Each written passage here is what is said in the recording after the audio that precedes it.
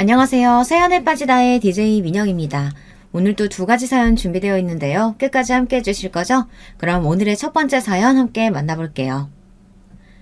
안녕하세요. 딸 하나를 키우고 있는 평범한 워킹맘입니다. 제가 이 채널에 사연을 보낼 날이 오다니 사람 인생 참 모르는 거네요. 저희 부모님께서는 마트를 운영하셨어요. 근방에서 비교할 곳이 없는 제법 큰 마트였고 저는 나름대로 유복한 유년 시절을 보냈습니다. 어머니와 아버지는 몹시 금술이 좋으셨고 주변에서 소문난 인꼬 부부였어요.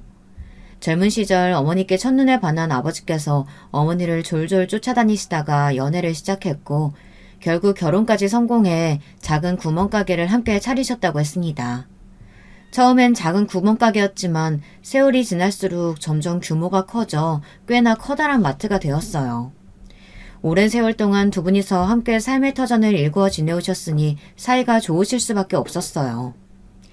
제가 가끔 장난스레 두 분을 질투할 정도로 서로를 위하는 정말 보기 좋은 부부셨습니다. 저는 어렸을 적부터 그런 부모님을 보며 저도 하루빨리 커서 결혼해서 가정을 꾸리고 싶다는 생각을 해왔어요. 마트는 항상 손님들로 북적였고 저희 가족은 매일매일 아무런 문제 없이 행복한 나날들을 보냈습니다.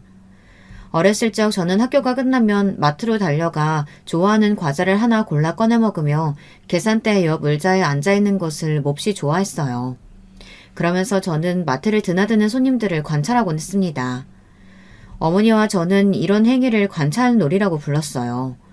주로 살펴보는 것들은 매일같이 분홍색 블라우스를 입고 오시던 아주머니가 오늘은 하얀색 옷을 입고 오셨다던가 항상 사과를 사가시던 아저씨가 오늘은 다른 과일을 사가셨다던지 하는 그런 사소한 것들이었어요. 하지만 대단한 탐정이라도 된 듯 어머니와 함께 수다를 떠는 그 시간이 굉장히 즐거웠던 기억으로 남아있습니다. 그렇게 언제까지 영원할 것만 같았던 행복하고 평화로운 저희 가족의 일상은 제가 한창 대학 입시를 준비하던 어느 날 산산조각나 깨져버리고 말았습니다. 그날도 평소와 다름없이 야간 자율학습을 마치고 집으로 돌아오는 길이었어요. 자율학습이 끝나면 매우 늦은 밤이었고 집에 도착할 시간이 마트 문을 닫을 시간과 비슷했기 때문에 저는 항상 학교 후에 바로 집으로 가는 대신 마트로 가서 부모님과 함께 가게 마감을 하고 셋이서 집으로 돌아오고는 했습니다. 그런데 이상하게도 그날따라 마트 앞에 사람들이 엄청나게 몰려 있었어요. 무슨 일인가 싶어 서둘러 달려갔더니 마트 앞에 웬 구급차가 서 있더라고요. 손님들 중에 누가 갑자기 쓰러지기라도 했나 무슨 사고라도 났나 싶어 사람들 사이를 겨우 헤쳐나가 고개를 내미는데 들것에 실려가고 있는 사람은 다름 아닌 저희 어머니였습니다. 아버지께서는 정신없이 울며 그런 어머니를 따라 구급차에 올라타셨고 제가 미처 아버지를 부르기도 전에 구급차는 그대로 출발해버렸어요. 사람들이 수군대는 소리를 들어보니 어머니께서는 계산을 하시다 갑자기 정신을 잃고 쓰러지셨다고 하더라고요. 저는 일단 혼자 대강 가게 마감을 하고 셔틀을 내린 후 집으로 돌아갔어요. 새벽녘쯤 돼서야 아버지께 연락이 왔습니다. 네 엄마가 뇌출혈로 쓰러졌다. 상태가 아주 안 좋아. 병원에서는 하루 이틀 안으로 정신 못 차리면 뇌사 상태에 빠질 가능성이 크다고 하네. 당분간은 마트 문 닫고 여기서 엄마 지켜볼 생각이야. 우리 딸 혼자서 밥도 잘 먹고 학교 잘 다닐 수 있지? 뇌출혈이라니 너무나 청천벽력 같은 소식이었습니다. 평소 저희 어머니께서는 식사도 건강하게 하시고 일주일에 2-3번씩 아버지와 함께 등산을 가실 정도로 운동을 좋아하시던 분이었는데 그렇게나 건강하시던 분이 하루아침에 갑작스럽게 쓰러지다니요. 다음날 학교가 끝나자마자 불이 나게 병원으로 달려갔고 중환자실에서 산소 호흡기를 달고 누워 계시는 어머니를 보니 눈물이 쏟아졌습니다. 아버지께서도 밤새 우셨는지 얼굴이 퉁퉁 부어 있었고 어쩌다 이런 일이 저희 가족에게 일어났는지 하늘이 너무나 원망스러운 마음뿐이었어요. 기적적으로 눈을 뜨시기는 했지만 이미 뇌에 많은 부분이 손상이 있습니다. 아마 이대로는 정상적인 일상생활이 불가능하실 거예요. 기본적인 운동 능력이나 언어 쪽에 특히 문제가 있을 겁니다. 약물치료와 재활훈련 꾸준히 하신다면 차차 나아지긴 하겠지만 어느 정도로 회복이 되실지는 환자에 달려있기에 저희도 장담을 드릴 수가 없습니다. 어머니께서 이대로 허무하게 돌아가실까봐 매일 밤마다 울며 기도했던 제 정성이 통하기라도 했는지 얼마 후 어머니께서는 정말 기적처럼 눈을 뜨셨습니다. 그러나 사고의 후유증으로 언어 중추에 문제가 생기셔서 전과 같은 일상생활이 불가능하게 되었어요. 아버지께서는 어머니께서 눈을 떠준 것만으로도 너무 고맙다며 눈물을 쏟아내셨고 어머니께서도 그런 아버지를 껴안고 한참을 우셨습니다. 어머니는 그 뒤로 병원에서 치료와 재활훈련을 받으며 입원 치료를 하게 되었어요. 처음에는 단어 하나를 내뱉는 것조차 어려워하셨지만 차츰 시간이 지날수록 짧게나마 더듬지 않고 본인의 의사를 표현할 수 있게 되었습니다. 그래도 정상인과 비교하자면 택도 없는 수준이었어요. 어머니께서는 본인의 뜻대로 말이 나오지 않으니 너무나 답답해하시며 자괴감을 느끼시는 듯 보였습니다. 그런 어머니의 모습을 보며 저와 아버지 모두 가슴이 찢어지는 기분이었습니다. 게다가 어머니의 치료에는 다양한 약물들이 사용되었는데 그 약들이 생각보다 더욱 많은 비용이 들어갔어요. 그렇게 줄줄이 들어두었던 보험은 이 약물은 이래서 적용이 안 된다, 저 약물은 이 조항에서 포함이 안 된다며 결국은 아무런 도움이 되지 않더라고요. 어머니를 몹시 사랑하셨던 아버지께서는 어머니를 위해서라면 이 정도 돈은 당연히 쓸 수 있다. 당신은 걱정하지 말고 재활에만 전념하라며 어머니 앞에서 큰 소리를 떵떵 치셨지만 점점 남몰래 한숨을 쉬시는 날들이 늘어갔습니다. 게다가 엎친 게 덮친 격으로 저희 마트 바로 근처에 대형 마트 체인점이 들어서게 되었어요. 그렇지 않아도 기울어져 가던 형편은 점점 더 나빠지기만 했어요. 그즈음 저는 수능을 치렀지만 대학 진학을 포기하게 되었습니다. 나쁘지 않은 성적이었고 충분히 서울에 있는 대학교에 진학할 수 있는 수준이었지만 대학교 등록금이며 제 자취방 월세며 대학교에 들어가게 된다면 돈 들어갈 곳 투성이었어요. 아버지께서는 그런 거 신경 쓰지 말고 대학에 진학하라며 다른 곳에 쓸 돈은 없어도 너 공부시킬 돈은 있다 큰 소리를 치셨지만 저는 고개를 가로저었습니다. 아버지, 요즘 낮에는 마트에서 혼자 일하시느라 밤에는 어머니 간병하시느라 너무 고생이시잖아요. 잠도 제대로 못 주무시고 집안 형편 어려운 거 뻔히 아는데 공부하겠다고 고집 부릴 생각 없어요. 어머니 어느 정도 회복되시고 집안 형편 괜찮아질 때까지는 아버지 도와서 마트 일하고 어머니 간병하면서 지내고 싶어요. 대학에 갈지 말지는 그때 가서 다시 고민해봐도 되잖아요. 저한테는 대학보다 우리 가족이 훨씬 소중해요. 그렇게 저는 대학 진학을 포기하고 어머니의 간병에 전념하게 되었습니다. 제가 병원에 하루 종일 머물며 어머니를 보살펴드리니 아버지께서도 좀 더 마음 편하게 마트 일을 하실 수 있게 되었어요. 그러나 마트는 하루가 다르게 손님이 줄어갔고 결국 대형 마트 체인에 완전히 밀려 문을 닫을 지경이 되었습니다. 고민하시던 아버지께서는 마트를 정리하시고 택시 운전 일을 하셨어요. 신혼 시절 구멍가게에서부터 부모님께서 차근차근 읽어오신 삶의 터전인 마트는 그렇게 쓸쓸한 최후를 맞게 되었습니다. 제게도 어린 시절부터 추억이 가득한 장소였기에 몹시 아쉽고 슬픈 마음이었어요. 그러나 눈앞의 현실은 냉정했고 어머니의 재활 훈련은 점점 더 더딘 성과를 보이고 있었습니다. 어머니께서는 아무리 노력해도 예전처럼 돌아갈 수 없을 것 같다는 절망감에 빠지셨고 심한 우울증에 시달리셨어요. 말초신경의 손상으로 덜덜 떨리는 손가락 덕에 혼자 힘으로는 물 한 잔 제대로 마시기도 힘들어하셨고 마트 문을 닫게 되었다는 소식을 들으신 후로는 더욱더 상태가 나빠지셨습니다. 왜 행복하게 살던 우리 가족에게 이런 비극적인 일이 일어난 걸까? 하늘이 너무나 원망스럽고 모두가 잠든 새벽 병원 복도 의자에 앉아 숨죽여 흐느껴 우는 날들이 늘어났어요. 제가 선택한 길이었지만 주변 친구들은 하나같이 대학교에 입학해 즐거운 대학 생활을 하고 있었고 그런 모습을 보니 너무나 박탈감이 들었습니다.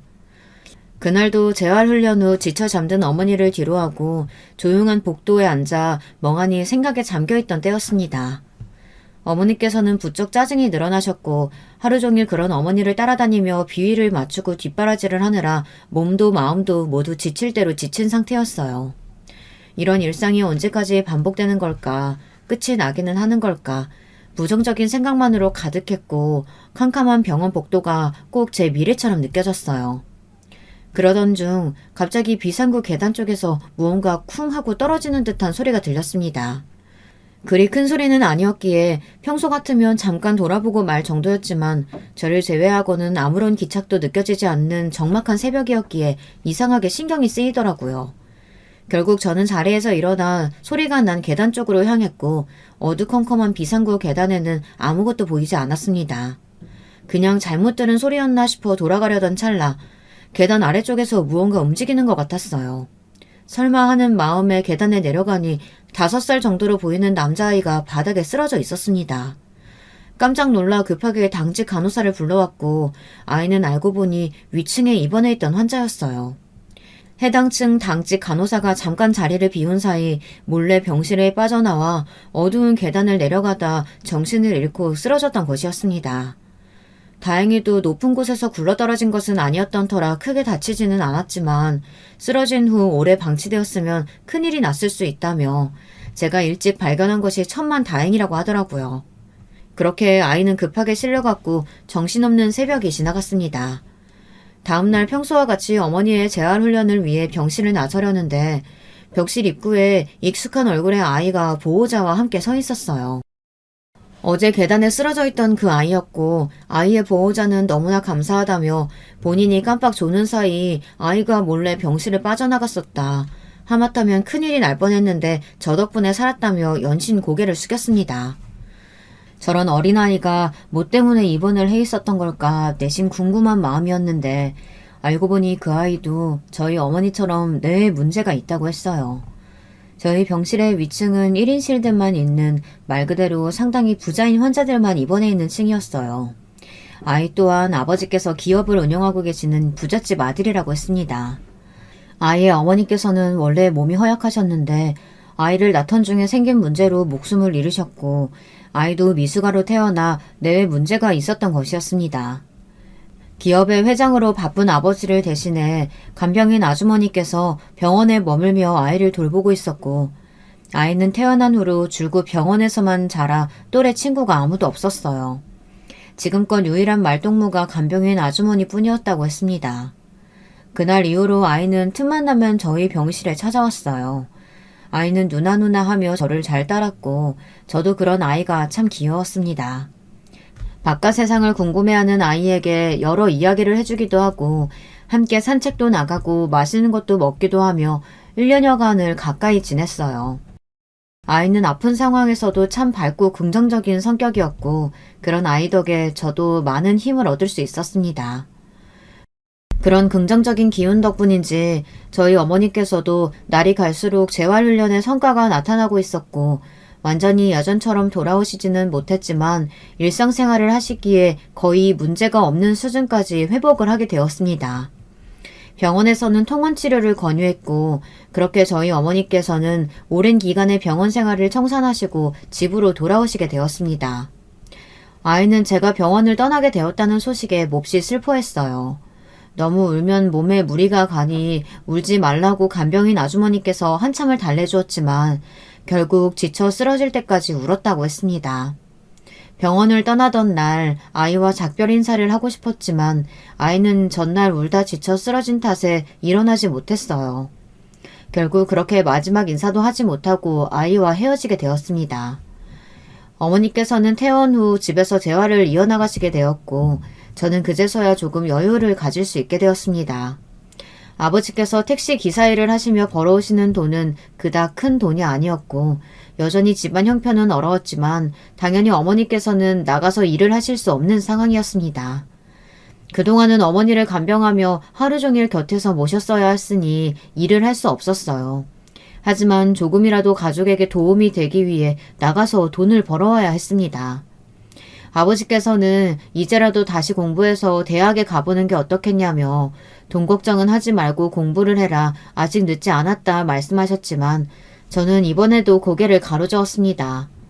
지난 1년간 병원에서 어머니를 모시면서 아무 걱정 없이 대학에서 공부하는 또래 친구들이 부러울 때도 있었다. 하지만 지금은 그렇지 않다. 지난 세월 가족을 위해 어머니 아버지께서 노력해 오셨듯 저도 가족을 위해 노력하고 싶다. 가족에게 힘이 되고 싶다 말씀드렸고 부모님께서는 그런 저의 뜻을 존중해 주셨습니다. 그렇게 저는 낮에는 콜센터, 밤에는 집 근처 식당에서 일을 하기 시작했고 몸은 많이 고됐지만 어머니 아버지와 함께 셋이서 평화로운 일상을 보낼 수 있다는 사실만으로도 몹시 행복했습니다. 그러던 어느 날이었어요. 그날도 여느 때와 같이 콜센터 일을 마친 후 잠시 집에 들렀다가 식당으로 출근했고 그날따라 식당 일이 몹시 바빴어요. 정신없이 일을 하다 보니 실수를 연달아 했고 주인 아주머니께서는 제게 이따위로 일을 하려면 당장 그만둬라. 어린애가 사정이 안 되어서 써주었더니 날이 갈수록 일하는 게 마음에 들지 않는다며 폭언을 쏟아부으셨습니다. 연신 죄송하다고 고개를 수그리고 사과를 하고는 터덜터덜 집으로 돌아가는데 눈물이 쏟아지더라고요. 저희 어렸을 적에 아버지께서 유독 힘드신 날이면 꼭 손에 맛있는 것을 사들고 퇴근하시곤 하셨잖아요. 저도 그런 상황에 처해 보니 아버지께서 무슨 심정으로 먹을 것을 사오셨는지 알겠더라고요. 가족들과 야식으로 통닭이나 한 마리 먹을까 하고 연락을 드리니 아버지께서는 아직 퇴근 전이라고 하셨어요. 그날따라 근처 회사에서 회식들이 많았는지 밤 늦게까지 택시 손님이 많다고요. 어머니께 연락을 드리니 전화를 받지 않으셨고 주무시고 계시나 싶어 통닭 한 마리를 사들고 조금 늦게 집에 도착했습니다. 바깥에서 보니 불이 켜져 있었기에 그 사이에 일어나셨나 아버지가 퇴근을 하셨나 싶었어요. 집으로 들어서며 어머니 아버지를 불렀는데 두 분 다 아무런 대답이 없었습니다. 이상하게 집안이 몹시 싸늘한 느낌이었어요. 불안한 마음에 급하게 안으로 들어섰는데 어머니께서 부엌 바닥에 쓰러져 계셨습니다. 바로 119를 불렀고 어머니께서는 그렇게 병원으로 실려가셨습니다. 또 한 번의 뇌출혈이 일어난 것이었고 이미 상태가 좋지 않았던 어머니의 몸은 그 충격을 버티지 못하고 그대로 눈을 감으시고 말았습니다. 어머니께서 돌아가신 뒤로 아버지는 완전히 폐인이 되셨어요. 아버지께서 그날 본인이 일을 조금만 더 일찍 끝내고 돌아왔다면 어머니께 조금만 더 신경을 기울였다면 이런 일은 벌어지지 않았을 텐데 하는 지독한 죄책감에 시달리셨고 택시기사 일도 그만두시고 매일 집에서 술만 드셨어요. 두 분은 세상 어느 부부보다도 사이가 좋은 부부셨기에 저도 마음이 너무 아팠습니다. 그러나 저 또한 아버지처럼 슬픔에 잠겨있을 수만은 없었습니다. 택시 일을 그만두신 아버지를 대신해 저는 여전히 콜센터와 식당에서 일을 하며 가족의 생계를 책임져야 했으니까요. 혼자서는 밥도 제대로 챙겨 먹지 못하시는 아버지를 돌봐드려야 했습니다. 하늘이 너무나 원망스럽고 앞날이 캄캄했어요. 모두가 행복했던 과거로 돌아가고 싶다는 생각만이 가득했고 날이 갈수록 저는 점점 피폐해져 갔습니다. 그렇게 지옥 같은 나날들이 계속되던 어느 날이었어요. 저 없이는 혼자서 밥도 제대로 챙겨 드시지 않던 아버지가 그날은 제가 퇴근하니 저녁밥을 차려놓으셨더라고요. 그동안 못난 부모 때문에 고생 많았다. 네 엄마 그렇게 되고 모든 게 내 탓인 것만 같아서 너무 괴로웠어. 그래서 널 돌볼 생각을 못했던 것 같다. 넌 어렸을 적부터 참 의젓하고 어른스러운 딸이었지. 그래서 더욱더 내게 많은 짐을 지었는지도 모르겠구나. 네가 아무리 가족을 위하고 싶어 한들 친구들처럼 대학생활도 하고 아무 생각 없이 그 나이에 맞게 즐겁게 놀고 싶기도 했을 텐데 다 알고 있었으면서도 그걸 모른 척하고 내게 많은 부담을 줬던 것 같아. 이제부터라도 제대로 정신 차리고 제대로 살아보려고 한다. 너 지금 하는 일 다 그만두고 다시 공부 시작해라. 다른 건 몰라도 너 남은 인생 동안 하고 싶은 거 다 하면서 살 수 있도록 해줄 거야. 이 한 몸 다 바쳐서 남은 인생 너를 위해 살기로 했다. 죽은 네 엄마가 하늘에서 지켜보고 있을 테니 언젠가 하늘에서 다시 만날 때 나 그래도 당신 떠나고 남은 인생 딸 위해서 열심히 살았다 당당히 말할 수 있도록. 앞으로 부끄럽지 않게 살 거다. 그날 먹었던 김치찌개의 맛이 아직도 잊혀지질 않아요. 평생 요리라고는 해보신 적도 없는 아버지가 끓여주셨던 그 찌개는 말 그대로 김치를 물에 담근 물인 양 밍밍하고 시큼했지만 제가 지금껏 먹었던 김치찌개 중 가장 맛있었습니다. 그렇게 눈물이 가득한 저녁 식사가 끝나고 그 다음날부터 아버지께서는 다시 택시를 몰기 시작했어요. 저는 콜센터와 식당 일을 그만두고 공부를 하기 시작했습니다. 오랜만에 잡아본 펜은 조금 어색했지만 그래도 금세 다시 적응할 수 있었어요. 조금 늦었지만 저는 목표로 하던 대학을 입학했고 정든 고향집을 떠나 서울로 향하게 되었습니다. 대학 생활은 제가 생각했던 것만큼 즐겁고 행복했어요. 고향집에서 홀로 지내실 아버지가 걱정되기는 했지만 아버지께서는 전화를 드릴 때마다 본인 걱정은 말고 너부터 잘 챙기라며 필요한 것이 있으면 언제든 편하게 연락하라 말씀하셨습니다. 저는 대학을 다니는 내내 장학금을 받았고 아버지께서는 그런 저를 몹시 자랑스러워 하셨어요.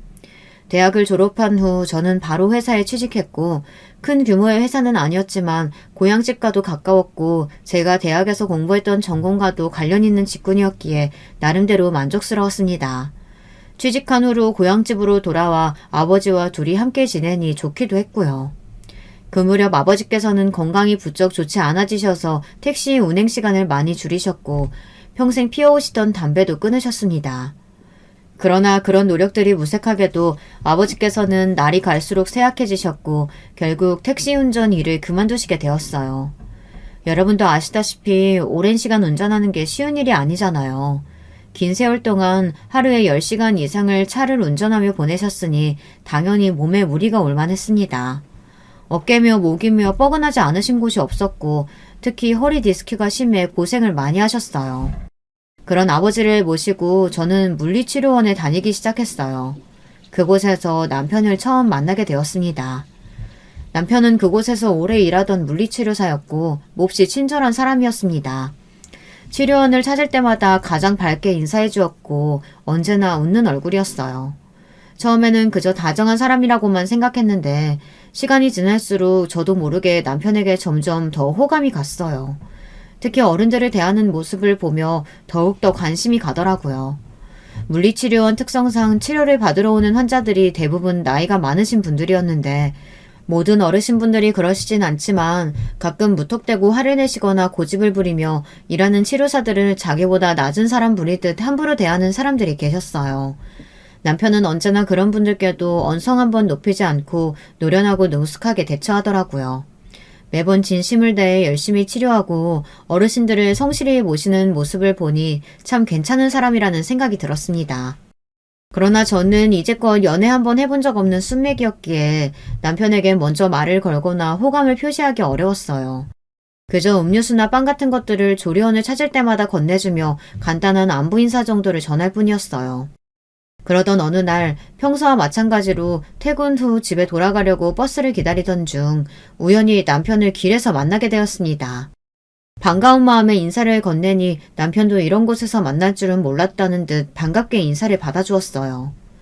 알고 보니 남편은 저희 회사 바로 앞에 살고 있었고 그 일을 계기로 저희는 점점 가까워지게 되었습니다. 함께 종종 저녁 식사를 하기도 하고 영화를 보러 가기도 하면서요.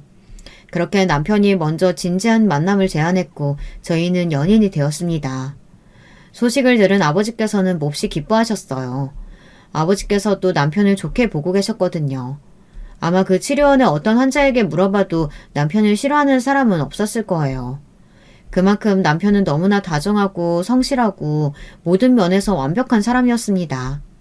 시간이 흐를수록 이 사람이야말로 제 운명의 짝이라는 생각이 들었고 남편도 같은 생각이었는지 저희는 얼마 지나지 않아 결혼을 하게 되었습니다. 남편은 부모님 두 분을 어렸을 적 사고로 잃고 할머니 손에서 자랐다고 해요. 하나뿐인 가족이었던 할머니께서는 몇 년 전에 돌아가셨고 그 뒤로는 쭉 혼자서 지내왔다고 하더라고요. 그 이야기를 처음 들었을 때 정말 놀랐어요. 남편은 여러모로 보나 유복하고 부족할 것 없는 가정에서 행복하게 자라온 사람처럼 보였거든요. 그런데 어렸을 적에 부모님을 모두 여의고 어려운 형편에서 자라왔다니 정말 의외였습니다. 나도 처음부터 이렇게 긍정적으로 지낼 수 있었던 건 아니야. 어렸을 적에는 어려운 가정 형편이 싫기도 했고 날 두고 떠나버린 부모님이 많이 원망스럽기도 했어. 나를 제외한 세상 모든 사람들은 아무 문제 없이 행복해 보였고 왜 나만 이렇게 불행하고 힘든 건지. 그렇지만 그런 것들은 전부 생각하기 나름이더라. 난 부모님 없이 자랐지만 그래도 날 돌봐주시던 할머니가 계셨고 풍족하진 않았지만 밥을 굶으며 지내진 않았어. 거창한 직업을 가지고 있지는 않지만 먹고 사는 데는 아무 문제 없고 무엇보다도 물리치료사라는 직업을 가졌기에 널 만날 수 있었잖아. 이렇게 생각해보면 난 정말 행복한 사람이야. 그런 남편의 모습에 그동안의 저 스스로가 참 부끄럽게 느껴졌습니다. 저 또한 왜 나한테만 이런 일이 생기는 건지 세상이 원망스럽고 매사에 부정적이었던 때가 있었어요. 물론 지금은 주어진 환경에 만족하며 나름대로 잘 지내고 있었지만 남편처럼 긍정적인 생각을 해보려고 한 적은 없었거든요. 매사에 긍정적이고 밝은 성격의 남편 덕에 저 또한 행복하게 지낼 수 있었고 남편과 함께했던 몇 년의 결혼 생활은 제 인생에서 가장 행복한 시기였습니다. 그러나 하늘은 제게 참 무심하셨어요. 남편은 결혼 후 얼마 지나지 않아 2살 날 딸과 저를 남겨놓고 세상을 떠났거든요. 사인은 심장마비였습니다. 그날 아침 남편은 제게 속이 좋지 않다는 이야기를 꺼냈고 저는 단순히 체라도 했나 싶어 소화제를 챙겨 먹으라고 이야기를 했어요. 점심시간에도 여전히 속이 좋지 않아 점심을 걸렀다고 했고 그때까지도 단순한 소화불량이라고만 생각했습니다. 그러나 오후 근무를 하던 남편은 갑자기 심장을 부여잡으며 쓰러졌고 근처 구급실로 급하게 실려갔지만 그대로 세상을 떠나고 말았습니다. 알고 보니 심장마비의 전조 증상이 바로 체한 것과 같은 명치의 통증이라고 했습니다. 저희 남편처럼 단순히 소화불량이라고 생각해 넘기다가 세상을 떠난 사람들이 많다고 하더라고요. 남편이 그렇게 허망하게 세상을 떠난 뒤로 저는 한동안 완전히 폐인이 되었습니다. 그날 아침 남편이 속이 안 좋다고 할 때 조금 더 신경을 써줄 걸, 점심시간에도 여전히 명치가 쥐어짜듯 아프다고 했을 때 그때라도 병원에 가보라고 등을 떠밀 걸 미친 듯이 후회가 몰려왔죠. 그 생각에 사로잡혀 일상생활이 불가능할 정도였습니다. 어머니께서 돌아가신 후 자책감에 시달리시는 아버지를 보고 왜 저렇게까지 스스로를 탓하시는지 솔직한 마음으로는 이해하기가 힘들었어요. 그런데 막상 제가 똑같은 상황에 처하고 나니 사람이 그렇게 될 수밖에 없더라고요. 머리로는 제가 막을 수 없는 일이었다는 사실을 알고 있었지만 가슴으로는 그렇지 않았습니다. 이제 막 2돌을 지난 딸은 아무것도 모르고 아빠를 찾는데 아빠는 영원히 돌아올 수 없는 강을 건너버렸어요. 왜 하늘은 내게서 소중한 이들을 계속해서 이렇게 뺏어가는 건지, 왜 하필 나였는지 세상이 너무나 원망스러웠고 매일같이 죽고 싶은 마음뿐이었어요. 그러나 몸이 불편하신 아버지와 어린 딸을 두고 저는 도망칠 곳이 없었습니다. 너무나 괴롭고 힘들어도 저는 어떻게든 버텨내야 했습니다. 그렇게 저는 거의 반쯤 넋이 나간 채로 일상을 보내기 시작했어요. 다행히도 아버지께서 딸을 집에서 돌봐주셨기에 회사 생활에는 큰 문제가 없었습니다. 물론 아버지께서도 몸이 성치 않으셔서 걱정이 되기는 했지만 없는 형편에 도우미를 구하거나 어린이집에 보낼 수도 없었고 그나마 집에 아이를 돌봐준 사람이 있다는 사실이 다행이었어요. 밥을 먹으면서도 잠을 자면서도 사는 것 같지가 않았습니다. 눈을 감으면 남편의 얼굴이 아른아른 떠올랐어요. 왜 이런 험한 세상에 나와 아이만 남겨두고 그렇게 빨리 떠나가 버렸는지, 저를 향해 웃어주던 얼굴과 다정한 목소리가 떠올라 매일 밤을 울며 지새웠습니다.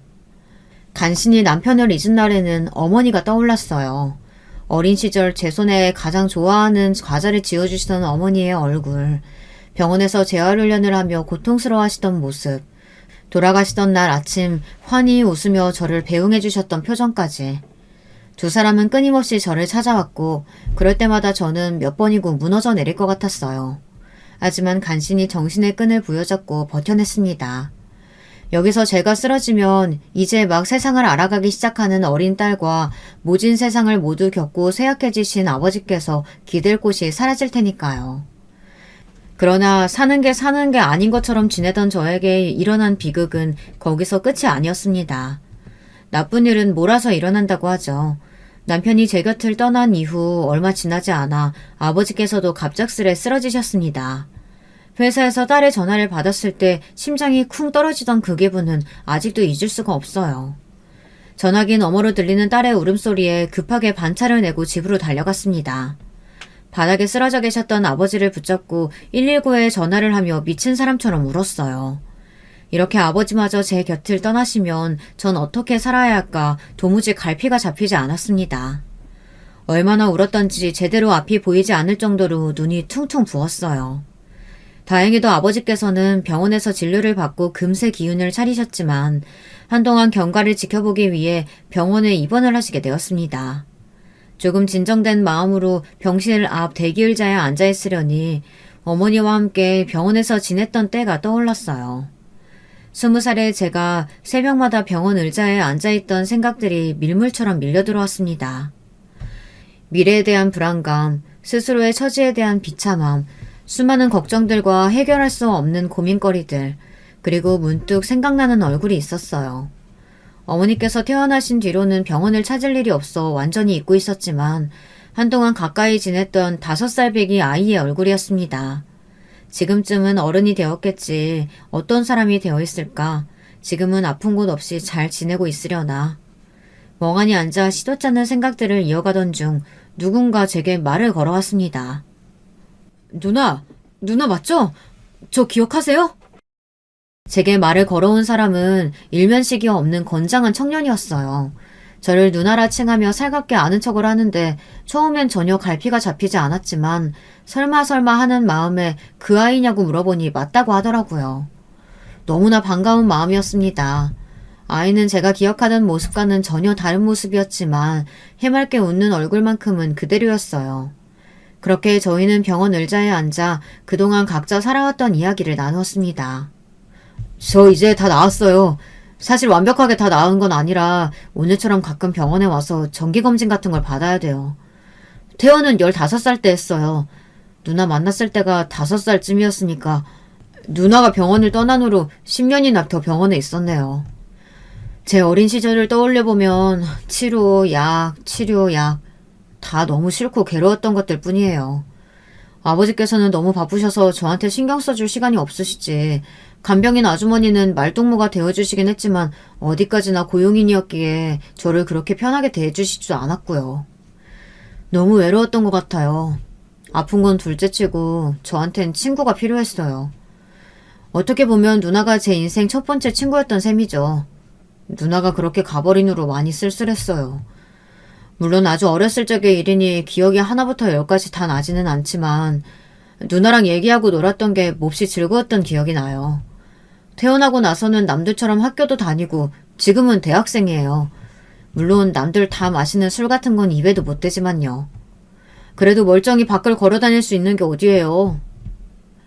아이의 근황과 어렸을 적 추억 이야기를 나누니 너무나 즐겁더라고요. 그렇게 웃어본 적이 얼마만이었는지 생각도 나지 않을 정도였습니다. 치료를 받지 않겠다며 떼를 쓰다가 저한테 엉덩이를 얻어맞고서야 병실 밖으로 나섰던 일, 함께 옥상에서 달리기 시합을 했던 일, 밖에서 몰래 사온 떡볶이를 함께 나눠 먹었던 일, 짧다면 짧고 길다면 길었던 시간 동안 아이와 저는 추억을 참 많이도 쌓았더라고요. 그렇게 한창 옛날 이야기를 나누다 아이는 문득 제게 누나는 요즘 어떻게 지내고 계시냐며 어머니께서는 정정하시냐 물어왔습니다. 우리 어머니 돌아가신 지 꽤 됐어. 뇌출혈이 한 번도 오셨거든. 급하게 병원으로 실려오셨지만 결국 제대로 된 처치도 못 해보고 세상을 떠나셨어. 그날 아침까지만 해도 참 정정하셨는데 웃는 얼굴로 날 배웅해 주셨는데 사람 목숨이란 게 참 허망하더라고. 어머니가 돌아가신 뒤로 다시 공부를 시작했어. 오랜만에 펜을 잡아보려니 처음엔 많이 어색하더라. 그러고 보니 병원에 지낼 때 너한테 글을 가르쳐주고 했었는데 기약하려나 모르겠네. 한글도 제대로 못 읽던 애가 벌써 대학생이라니 세월 참 빠르다. 나도 남들처럼 대학교에 들어가고 회사에 취직도 하고 괜찮은 사람 만나 결혼도 하고 애도 있어. 딸이야. 근데 지금은 나 혼자 키우고 있어. 남편이 얼마 전에 죽었거든. 심장마비로. 인생 참 기구하지 않니? 어머니 그렇게 되시고 난 내가 세상에서 제일 불행한 사람이라고 생각했어. 근데 남편을 만난 뒤로 생각이 바뀌었지. 남편은 나한테 세상을 긍정적으로 살 수 있는 방법을 가르쳐준 사람이었어. 그런데 그런 사람이 날 세상 누구보다 부정적인 사람으로 만들어 놓다니. 참 역설적이지 않아? 남편마저 내 곁을 떠나고 정말 죽을 것 같더라. 어린 딸이랑 아프신 아버지 두고 떠나고 싶다는 못된 생각도 많이 했어. 그렇지만 죽을 힘을 다해 버텼어. 내가 잘못되면 남은 2사람도 어떻게 될지 모르니까. 그런데 아버지께서 갑작스럽게 쓰러지셨어. 그래서 오늘 병원에 온 거야. 한동안 경과를 지켜봐야 해서 입원하셔야 한다고 하더라. 별일 없으신 건 참 다행이지만 병원비가 워낙 비싸야 말이지. 너무 오랜만에 만난 반가운 상대여서인지 저도 모르게 구구절절 지난 세월의 이야기들이 넋두리처럼 흘러나왔어요. 너무나 힘들고 지쳤지만 주변에 말할 곳 하나 없었기에 그랬었던지도 몰라요.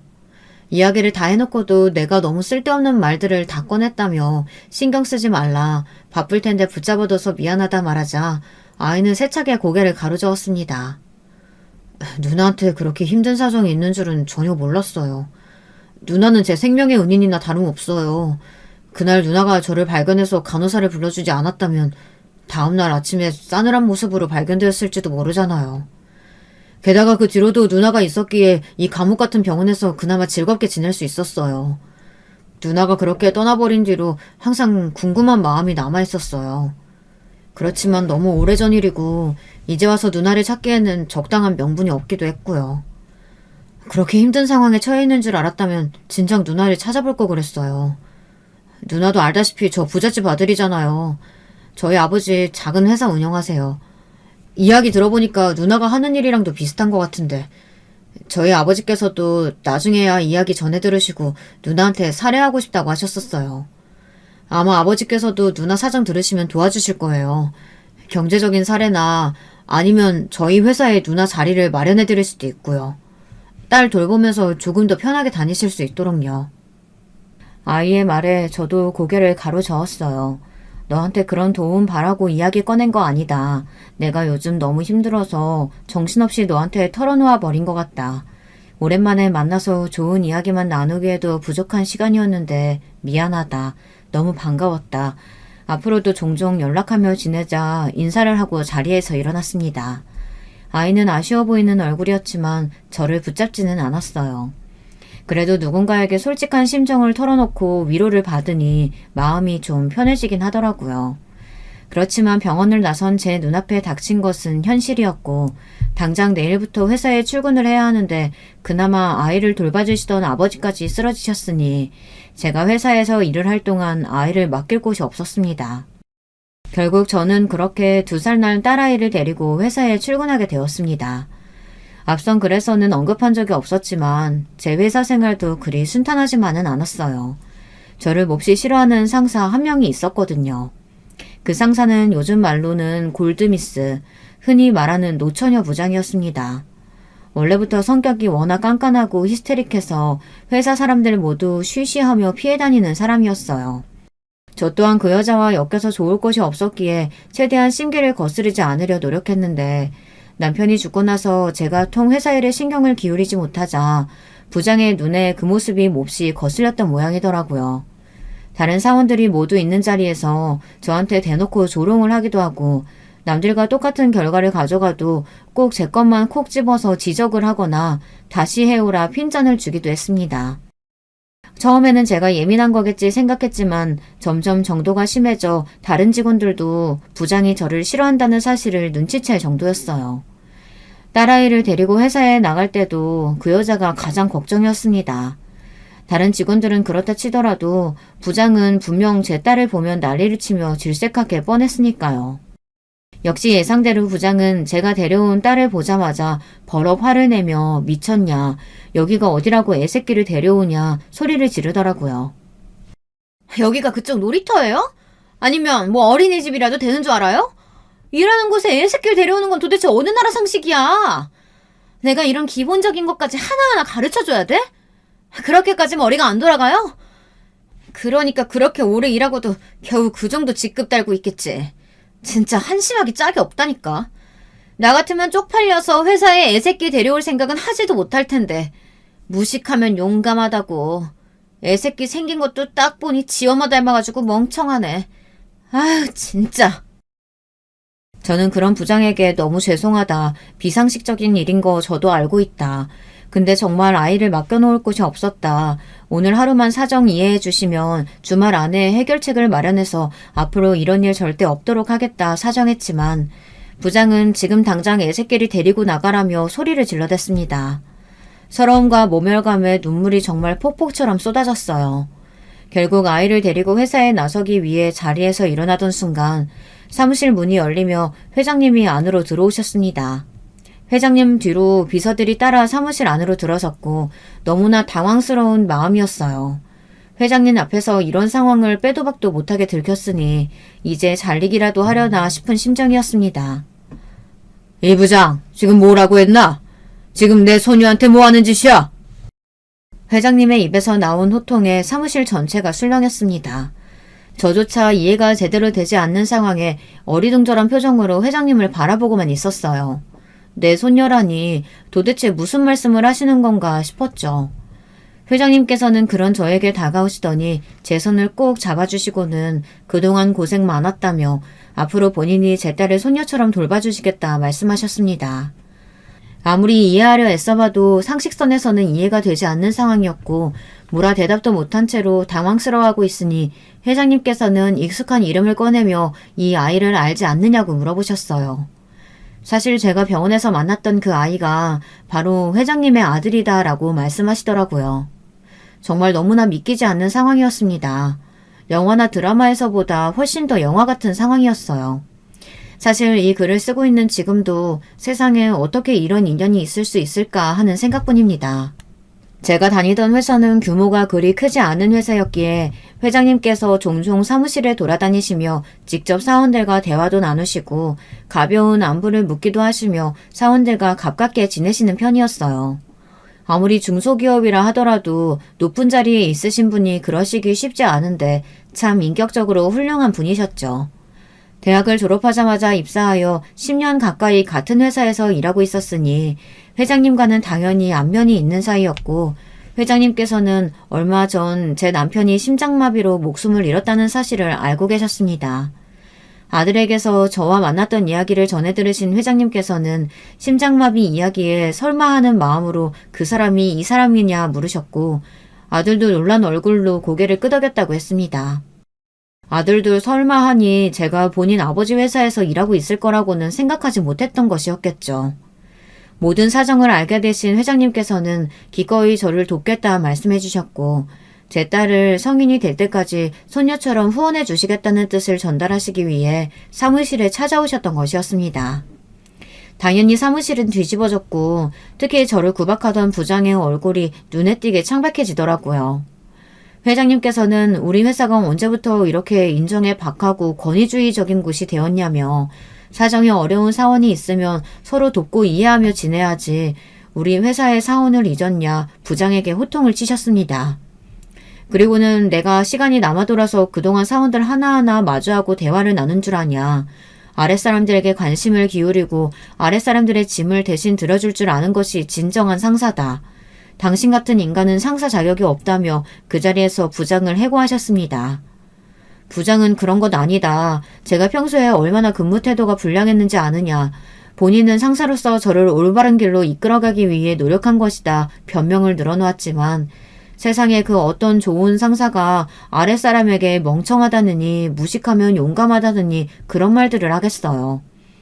그 모든 폭언과 막말을 눈앞에서 목격하신 회장님께는 아무런 소용이 없는 변명이었고 결국 부장은 짐을 싸서 회사를 떠나게 되었습니다. 저는 한사코 도움을 거절하려 했지만 회장님께서는 완강하셨습니다. 아들 목숨값에 대한 답례라며 그동안 줄곧 눈앞에 두고도 은인을 못 알아봤다는 사실이 참 안타깝다고 하시더라고요. 인연이란 것이 이렇게 가까운 곳에 있기도 하다며 부탁이니 거절하지 말아달라 제 손을 잡고 애원하듯 말씀하셨고 회장님의 아들 또한 마찬가지였습니다.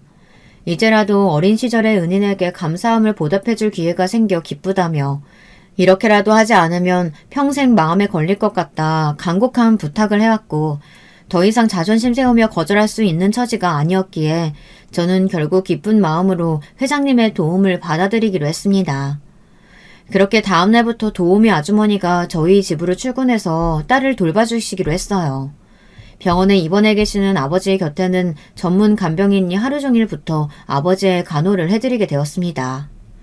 게다가 회사에서 더 가깝고 좋은 집으로 이사를 가기까지 했어요.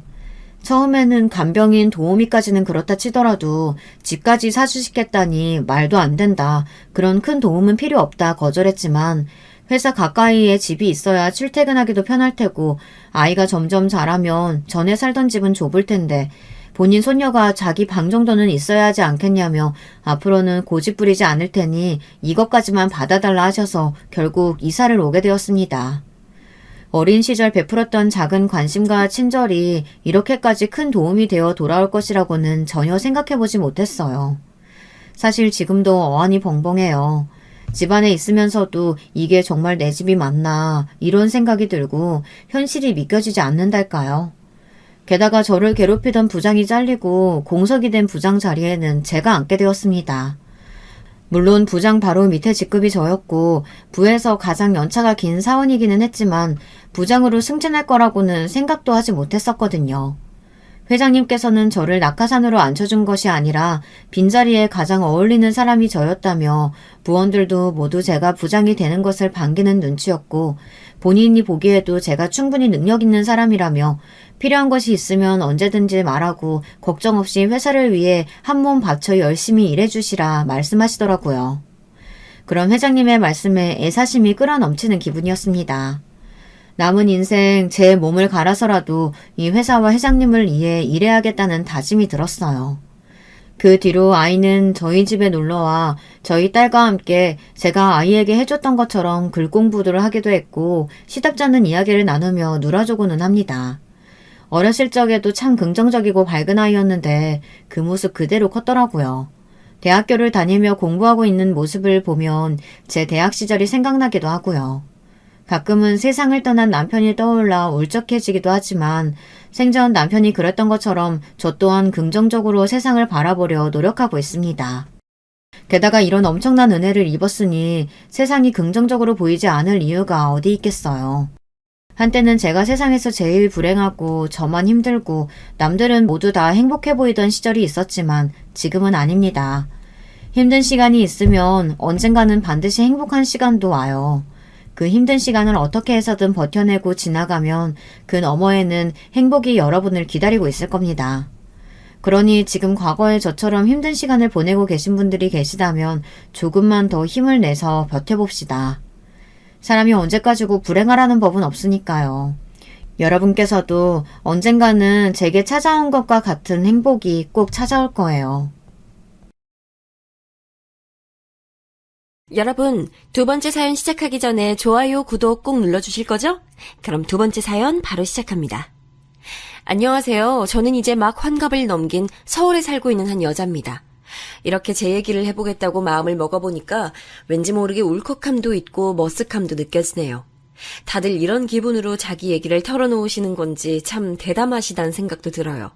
그래도 서툰 제 이야기 잘 들어주셨으면 좋겠습니다. 언제고 한 번은 정리를 해두고 싶었거든요. 저는 어릴 적에 아버지 손에 키워졌습니다. 엄마와의 기억은 9살 때까지인 것 같아요. 왜냐면 그 즈음에서 엄마는 저를 두고 집을 나가셨거든요.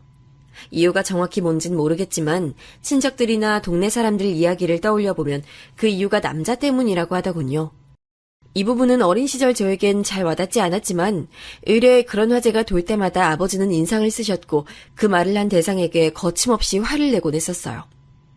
애 앞에서 우리 영순이 앞에서 무슨 말을 하는 거야? 당신들이 봤어? 봤냐고? 애 듣는 앞에서는 적어도 똥오줌은 가려야지. 할 말 못할 말을 그렇게 못 가려요? 밥 멀쩡히 먹고 뭐 하는 짓들이요?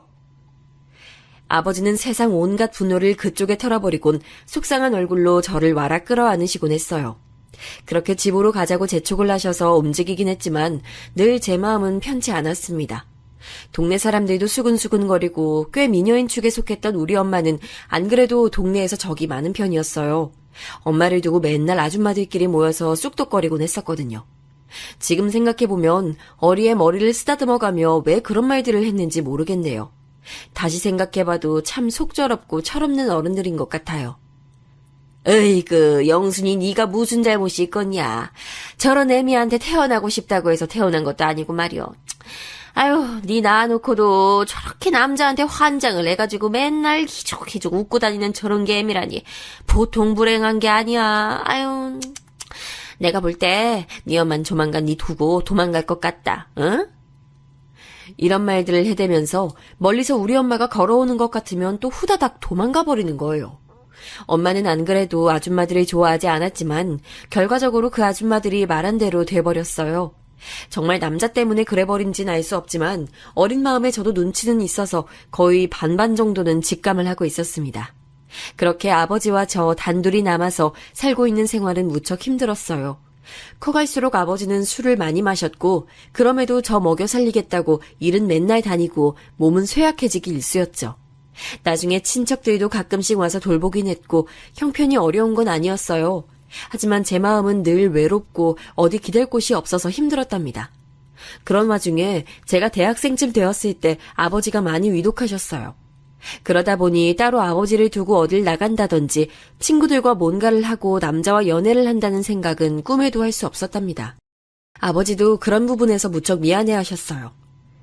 영순이 네가 나 때문에 아무것도 못하고 있구나. 넌 정말 부모 복이 없어. 엄마도 그러고 나가버리고 애비도 이렇게 몸이 만신창이라 시원찮고 말이야. 부모 복이 이렇게 없는 인간도 없을 거다.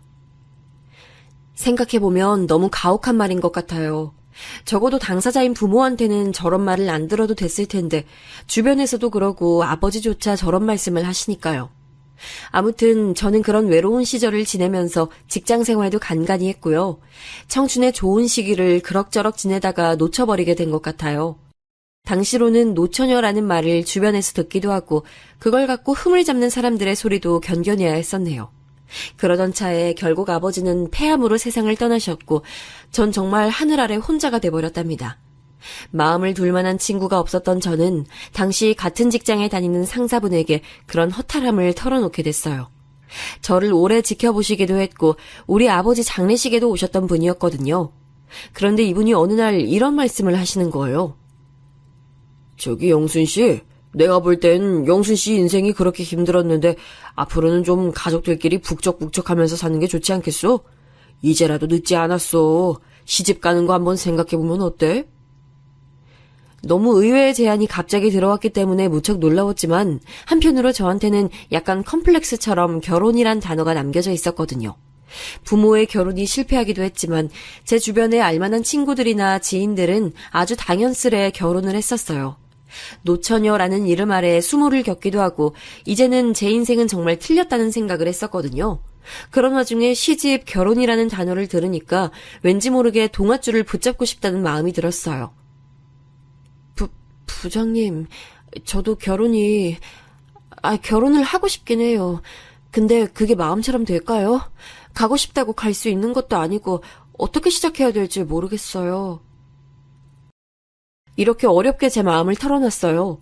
당시에 저도 상당한 용기를 냈던 거죠. 그런데 부장님께서도 조심스레 말씀을 꺼내시는 거예요. 그럴 만한 상대가 있다고 말이에요.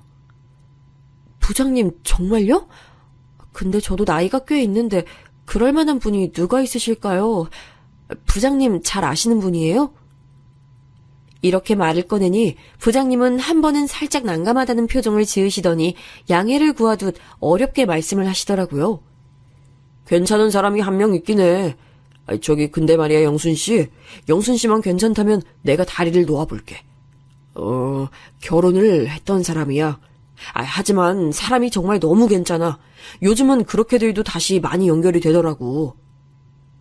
앞불사 부장님의 말씀은 재혼을 말씀하신 것이더라고요. 이 말을 듣고 순식간에 저는 우울해져서 표정 관리가 잘 안 됐어요.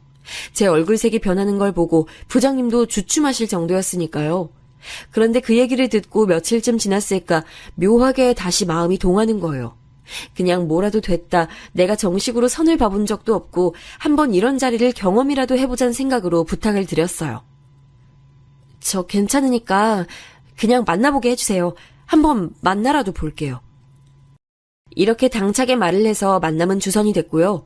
종로의 한 다방에서 만나뵌 그분과 이야기를 나누는 동안 부장님이 얘기해주지 않은 사실이 하나 더 있다는 것을 또 알게 됐어요.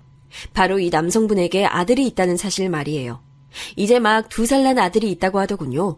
생전 처음 듣는 말에 머리를 얻어맞은 양 얼떨떨했던 저에게 남성분 역시 미안함을 느꼈던 것 같아요. 그 얘기까진 못 들으셨군요. 이런... 그렇죠. 엄연히 결혼을 아직 안 하신 아가씨인데 실례가 많았습니다. 우리 오늘은 이쯤까지 하고 인사를 드려도 될 것 같네요. 죄송합니다. 그날은 저도 떨떠름하게 일어서서 집으로 가는데 가는 버스 정류장까지 친절하게 바래다 주시는 모습이 이상하게 집에 와서도 자꾸 생각이 나는 거예요.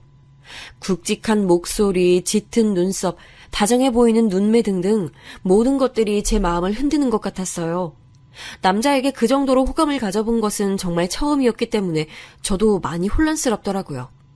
그렇게 한 달쯤 지날 때에도 생각이 너무 강하게 나는 거로 어쩔 수 없이 제 쪽에서 먼저 연락을 하게 됐답니다. 결국 정말 믿을 수 없는 속도로 우리의 교제는 빨라졌고 어찌어찌 하다 보니까 결국 부부로서 인연을 맺게 됐지 뭐예요. 당시 많은 게 얼떨떨하고 모르는 게 많았던 저지만 그래도 살림이나 여러 가지 부분에서 자신은 있었어요.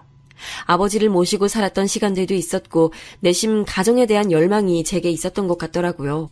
그리하여 남편과 4살이 된 아들, 시어머니와 함께 한 집에서 살게 됐답니다. 그 당시에 아들은 어쩌면 다행이었던 게 4살 이전의 기억은 잘 못하더라고요. 보통 애들의 기억력이 희미해서 그렇다는데 그 부분이 전 다행이라고 생각했었어요. 그나마 생모에 대한 기억이 적은 편이었으니까요. 여기서 한번 짚고 넘어가자면 남편이 혼자 몸이 되어 아이를 맡게 된 데에는 이유가 있었답니다. 바로 생모가 일방적으로 이혼을 주장하면서 나가버렸다는 거예요. 이 얘기를 할 때에는 어머니가 그렇게 욕을 하시더라고요. 아주 못돼 먹은 여자를 만났어. 그래서 우리 정철이가 몹쓸 고생을 했지. 아유, 저렇게 피덩이를 낳아놓고 아주 대차게 나가버렸다니까. 지는 못 키운다고 하면서 말이야. 내가 볼 땐 젊은 놈이랑 눈 맞아서 나간 거 틀림없어. 이런 얘기를 들어보니까 남편과 아이가 짠하게 느껴지기도 하고 어쩜 그렇게 제 어릴 때 모습과 비슷하게 스쳐 지나가는지 모르겠더라고요. 인생이란 참 얄궂고 가혹하게 느껴지는 것 같아요. 남편과 어머니는 저의 이런 성장 배경까지 자세히는 모르지만 아무튼 저는 비슷한 걸 경험해서 그런지 이들이 무척 안쓰럽게 느껴졌었답니다. 그런데 그런 안쓰러운 마음을 갖고 서로 협력하고 도우며 불쌍하게 여기면서 살아갔다면 정말 아름답고 행복한 마무리가 됐을까요? 그렇게만 살았다고 해도 끝이 좋았을지는 잘 모르겠어요. 하지만 제 경우는 저런 아름다운 다짐을 갖고 시작한 지 얼마 안 되어 아주 난해한 일들이 일어나기 시작했어요. 일단 남편은 저를 괴롭게 하진 않았어요. 제 편이 되어주려고 했고 저를 이해해주려고 했어요. 아무래도 저를 진심으로 사랑해줬기 때문에 그랬다고 믿고 싶네요. 어머니가 말씀하셨던 것처럼 이혼을 2번은 하고 싶지 않아서라는 쪽으로는 생각하기 싫어요. 당시 제가 너무 순진했던 건지 아버지를 모시고 살아봤으니 시어머니와 함께 사는 생활이 엄청 힘들 거란 생각은 못했던 거예요. 재혼 후에 새로 며느리를 얻었음에도 불구하고 어머니는 아침 저녁으로 저를 들볶아댔고 툭하면 막말을 서슴지 않고 퍼부어댔답니다. 예, 너 그런 꼴로 추레하게 있으면 남자가 집에 들어오다가도 도망가. 난 네 시아버님과 살 때 안 그랬어. 너처럼 그렇게 추하게 있지 않았다고. 어머니의 이런 막말들은 생전 어른 여자인 엄마와의 생활도 잘 안 해봤던 저에게 너무 맵고 괴로운 상처가 됐어요. 그것도 30이 넘어서 재혼한 남자와 살면서 시집살이까지 해야 한다니 제가 돈 없이 팔려온 것도 아니고 남자 하나 좋아서 온 건데 말이에요. 게다가 맡아서 제 자식처럼 키우게 됐던 아들 승민이는 꽤나 손이 많이 가는 아이였답니다. 아이들을 기본적으로 좋아하긴 하지만 승민이는 보통 힘든 애가 아니었어요. 제가 처음 와서 안아주려고 할 때도 얼마나 울던지 하여간 정말 독하게 울었어요. 안기기 싫어서 제 팔을 깨물기도 하고 밀어대기도 하고 울다가 소변을 봐버려서 툭하면 옷을 갈아입혀야 할 정도였으니까요. 어머니는 그런 손주가 새엄마에게 적응을 할 수 있도록 해줘야 하는데 이제는 아이 앞에서 생모보다 새엄마인 제 욕을 더 많이 하시는 거예요. 아유, 어디서 저렇게 손 느리고 미련한 게 들어와가지고 네 새엄마 자리를 하겠다고 한다 아주. 아유, 승민아, 네가 봐도 아주 얼척이 없지? 하여간 애미 자리 마땅한 것들이 없다니까. 너도 엄마 소리 하지 마. 이 할미가 더 지켜볼 거야. 그냥 아줌마라고 해. 뭘 엄마는 엄마야. 저렇게 바보 천치처럼 미련하니 일도 못하는데 말이야. 이 말은 정말 저에게 큰 상처를 안겨주는 말이었어요. 저도 어렵게 마음을 잡고 재혼 자리에 와서 한 가정을 이뤘고 시어머니까지 모시고 사는 거잖아요. 그런데다가 남편이 데리고 있던 아들도 아이를 가져본 적도 출산해 본 적도 없는 제가 품기로 마음을 먹었다고요. 그래서 매일 씻기고 놀아주며 살림도 하고 잘 키워보겠다고 하는데 그런 저랑 본인 손주가 친해지게 해줘야 하는 거 아닌가요? 어머니는 그 옆을 그렇게 따라다니면서 감시를 하고 못마땅하다고 혀를 쯧쯧 하시는 거예요. 아이고, 그렇게 찬물로 애 얼굴 씻기면 어떡하냐? 애 아프면 어쩌려고? 아유, 하여간 지가 애를 낳아봤어야 알지. 맹탕으로 아무것도 모르고 오니까 이 모양인 거야. 저러다가 애 잡겠어 아주. 이렇게 어머니는 툭 하면 저한테 면박을 주셨고 몇 번은 남편이 제재를 하기도 했어요. 저기 어머니, 이 사람 너무 고생스럽겠어요. 이제 승민이 안아보고 밥도 먹이고 하는데 그냥 맡겨주세요. 자꾸 그러시니 제가 이 사람 보기 너무 민망하네요. 저 말에 저는 눈물이 왈칵 터져서 안방으로 들어갔는데 어머니 눈에는 그게 그렇게 밉살스러우셨던 것 같아요. 아끼는 아들이 새로 재혼한 며느리 편을 들어가며 뭐라고 하니 서럽다면서 며칠 끙끙 앓아 누우시더라고요. 결국 저는 잔뜩 삐져있는 어르신을 달래겠다고 비위 맞춰드리고 제 말 안 듣고 손살같이 달아나는 아들내미 잡으러 다니며 너무 지치더라고요. 게다가 어머니는 어쩜 그렇게 툭 하면 아들을 채가시는지 계모는 어쩔 수 없다면서 자꾸 뭐라고 하시는 거예요. 어디 보니까 계모들이 그렇게 몰래 지 남편 몰래 애들 꼬집고 한다더라. 너도 그러지 말라는 법이 어딨냐? 내가 아주 옆에서 눈을 시퍼렇게 뜨고 쳐다볼 거야. 우리 승민이 괴롭히나 안 괴롭히나 보일 거라고. 승민아, 아줌마가 너 괴롭히면 할미한테 일러. 할미가 아주 버릇을 고쳐놓으려니까. 그러면서 어머니는 승민이를 끼고 놔주시지 않으셨고 저를 어디 데리고 다니는 가정부나 파출부 마냥 끌고 다니셨어요. 저도 참 새벽에 몇 번이나 생수를 들이켜가면서 도망갈까 그냥 살까 고민을 했었답니다. 하지만 남편은 제게 잘해줬고 늘 저에게 미안해하는 마음을 갖고 있었어요. 사실 저도 뭣도 모르고 이 결혼에 뛰어들게 된 게 다 이 훤칠한 외모에 다정한 심성을 가진 남편 때문이었잖아요. 그러니 저를 위로해주고 달래주면 그날 마음은 풀렸던 것 같아요. 하지만 정말 힘든 시기가 닥쳐온 것은 저를 그렇게 괴롭히던 어머니가 몸이 안 좋아서 지방으로 내려가신 뒤부터였어요. 새삼 떠올려보니 저도 그런 어머니 밑에서 5년이나 버텼던 게 대단하기도 하네요. 그렇게 5년을 살다가 몸이 급격히 안 좋아지셔서 딸네 집으로 내려가셨거든요. 이때 잠깐 한숨을 돌리려고 했는데 요 무렵 아들이 9살이 되었을 때였거든요. 그런데 정말 급작스럽게 우리 집에 불청객 손님이 냅다 찾아들게 됐어요. 사람이 참 희한한 게 말이죠. 전 정말 단 한 번도 사진으로도 본 적이 없는 사람인데 그냥 보자마자 순간적으로 직감이 오는 거예요. 이때 머리부터 발끝까지 소름이 좌르륵 돋는 게 느껴졌어요. 우리 집 문 앞 계단에 주저앉아 있던 그 여자는 다름 아닌 우리 아들의 생모 김춘희라는 여자였어요. 이름이야 몇 번 어머니가 원망스럽게 읊조리시는 걸 들었지만 얼굴은 본 적이 없었어요. 죄다 없애버리고 태우고 찢어버리셨었으니까요. 그런데도 제가 단번에 알아봤던 건 아무래도 우리 아들과 너무 쏙 닮은 그 눈매 때문이었을 거예요. 저기 누구세요? 저는 누군지 알면서도 침을 쓱 삼키며 너무나 긴장한 말투로 말을 걸게 됐답니다. 그러자 그 여자는 곧장 고개를 올리더니 제 옆에 심통난 얼굴로 서 있는 우리 아들에게 바로 눈길이 향하더군요. 그러곤 멋대로 확 끌어안고선 그렇게 통곡을 하는 거예요. 한창 심술 굳고 말도 안 듣는 불통방통의 아들이었지만 낯선 아줌마가 자기를 저렇게 안고 엉엉 울어대니 곧장 겁에 질린 얼굴을 하더군요. 애가 잔뜩 얼어서 저한테 막 손을 뻗치길래 제가 얼른 애를 끌어안았어요. 그러자 바로 무서운 얼굴로 돌변한 여자는 저한테 삿대질을 해가면서 자기가 아들을 데려가겠다고 고래고래 소리를 지르는 거예요. 내 아들이야. 넌 뭐야? 아니 뭐야 이 인간. 새 여자라도 얻었어? 그래 좋다 이거야. 그럼 우리 아들 승민이는 나 주라고. 그렇게 소리를 고래고래 지르면서 동네방네 떠드는 바람에 그만 이 사실은 이 주변에 다 알려지게 됐고요. 우리가 이사가서 3년째 살고 있던 동네는 참 입소문이 빠르더군요. 어찌어찌 그 생모는 쫓아내게 됐지만 아들이 고스란히 잘 다니고 있던 학교에도 많은 소문들이 퍼져나가게 됐어요. 심지어 선생님이 저를 불러다가 상담을 요청하실 정도였거든요. 저 지금 반에서 도는 얘기가 있어요. 그게 승민이 어머님이 아니시고 다른 친어머니가 계시다고 말이에요. 이게 별 얘기는 아닌데 저도 아이들을 통해서 듣다가 한 번은 확인을 해야 할 것 같아서요. 물론 이 부분에 대해서는 제가 아이들에게 주의를 주도록 하겠습니다. 정말 이때는 너무 허탈하다 못해 한숨이 팍팍 쏟아지더라고요. 대체 뭔 그리 잘못을 했다고 이런 말을 들어야 하는 걸까요? 아이와 부대끼며 어지간히 엄마 노릇을 해보겠다고 몸부림을 쳤던 제 모습이 너무 허무하게 느껴지더라고요. 비참함도 있고 여러 가지 마음들이 뒤섞여 그날 참 많이도 울었던 것 같아요. 따져보면 저보다는 애가 더 학교에서 힘들었을 텐데 말이죠. 이때는 정말 여러모로 한계가 느껴져서 남의 집 자식 엄마 하는 노릇을 그만둘까 이런 생각들을 했었어요.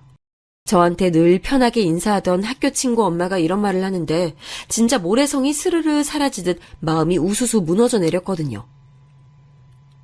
얘기 들었어. 승민이 엄마, 승민이 친아들이 아니라며? 아유, 고생이 많네. 난 자기 그런 줄도 몰랐지 뭐야. 나한텐 얘기를 해주지 그랬어. 아무튼 얘네 반에서 그걸 두고 애들이 그렇게 놀리나 봐. 엄마가 아니고 아줌마랑 산다고 말이야. 왜 엄마라고 하냐. 거짓말하지 마라. 이런데 하여간 애들이 못됐어, 그치? 우리 상아기도 내가 엄청 야단쳤어.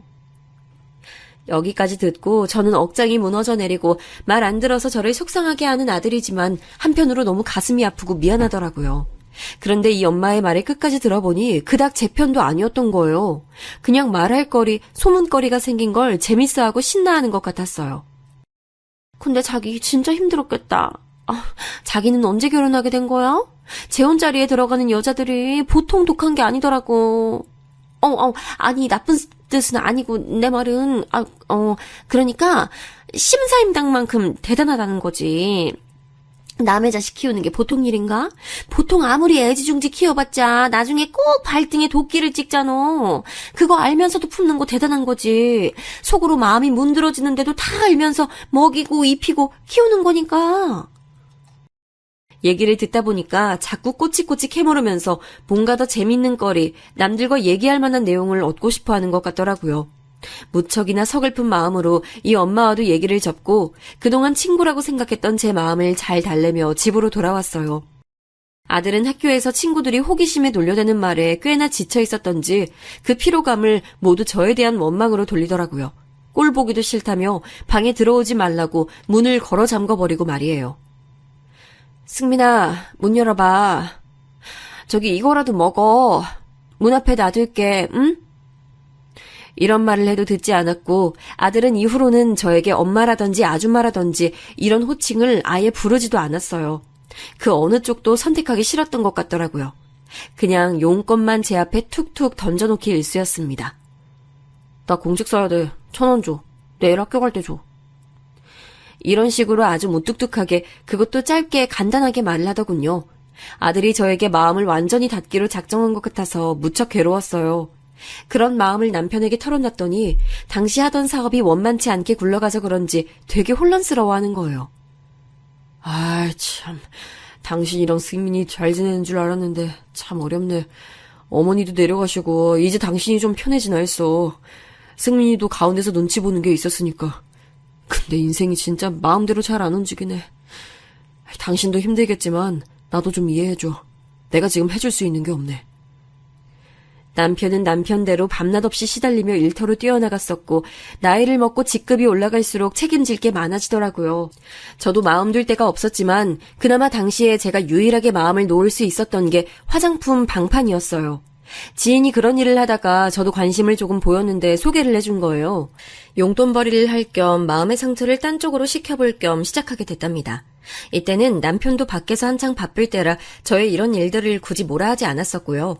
집에 있는 아들도 학원 다녀와서 간식이나 밥 찾을 때 말곤 저를 찾지 않았어요.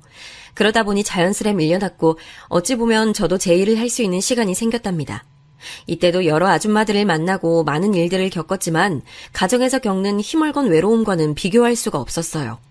아들을 품어보겠다고 열심히 달려왔던 시간들이 참 부질없게 느껴졌었거든요. 그나마 방문 판매를 다니면서 아줌마들과 얘기하면서 속도 풀어놓고 그렇게 그 힘든 시간들을 겨우겨우 견뎌왔었던 것 같아요. 돈도 벌 수 있어서 좋았고 저를 찾는 아줌마 회원들도 생기고 그렇게라도 저는 해소하지 못했다면 아마 제 명에 못 살았을 것 같네요. 왜냐면 아들은 하도 학교 다니는 걸 힘들어해서 중간에 전학을 한번 시켰는데요. 그곳에서는 그나마 새엄마니 아줌마니 이런 것에 대해선 시달리지 않았어요.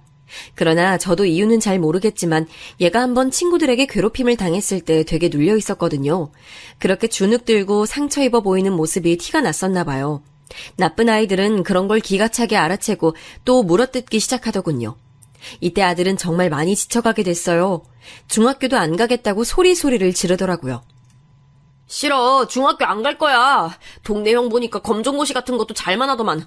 그거 해도 되니까 나 학교 안 다녀. 이게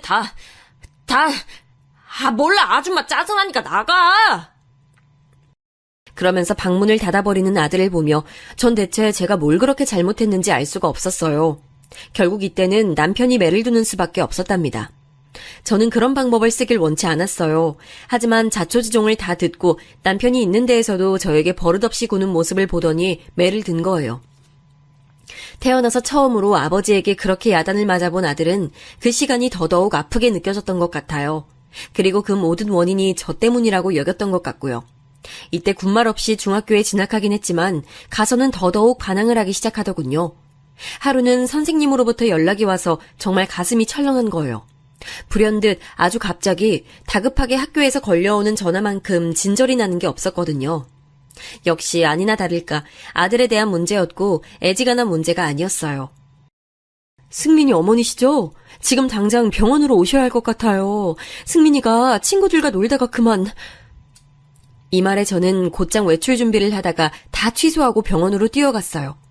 혹여나 괴롭힘이라도 당해서 무슨 일이 난 줄 알았더니 그나마 그건 아니었는데 대신 엄청 큰 사고를 당하게 된 거예요. 운동장에서 기구를 타고 놀다가 발을 헛디뎌서 그만 크게 다치게 됐더군요. 그래서 그런지 여기저기 엉망이 되고 손봐야 할 곳이 한두 곳이 아니었어요. 정말이지 철철 끓어오르는 가슴을 겨우 달래가며 아들을 데리고 대학병원이며 여기저기 다녔어요. 아들은 이미 중학교 2학년 때 키가 180cm까지 자라서 저보다 훌쩍 크고 손도 두툼하고 컸는데 여전히 속은 애 같고 사고를 치고 다니는 바람에 손이 많이 갔답니다. 그런 와중에도 여전히 퉁퉁거렸고 호칭은 제대로 붙이지도 않았어요. 나 여기 너무 아픈데 또 치료받아야 돼요? 아줌마. 아니. 아무튼 이번만 갈 거예요. 나머지는 알아서 낫겠지 뭐. 아들은 투덜거리면서 치료도 안 받으려고 했고 그걸 억지로 저는 생으로 끌고 다니면서 그 덩치 큰 애가 여기저기 수술을 받고 얼굴도 원래대로 회복할 수 있도록 도왔어요. 그러다 보니 정말 제가 다 늙겠더라고요. 실제로 거울을 보니까 여기저기 주름살도 늘고 인상을 얼마나 찡그리고 다녔는지 미간 쪽도 움푹 패여있고 살아온 세월이 얼굴에 보이는 듯 했어요.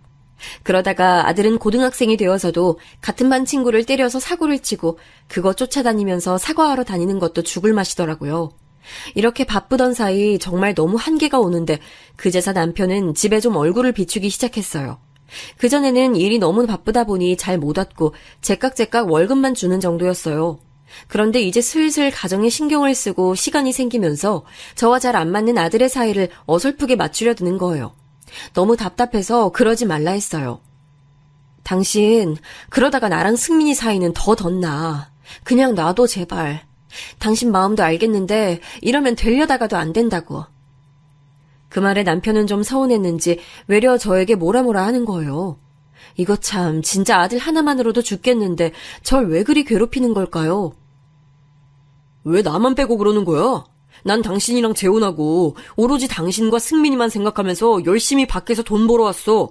둘을 고생시키지도 않겠다고 돈만 벌었다고.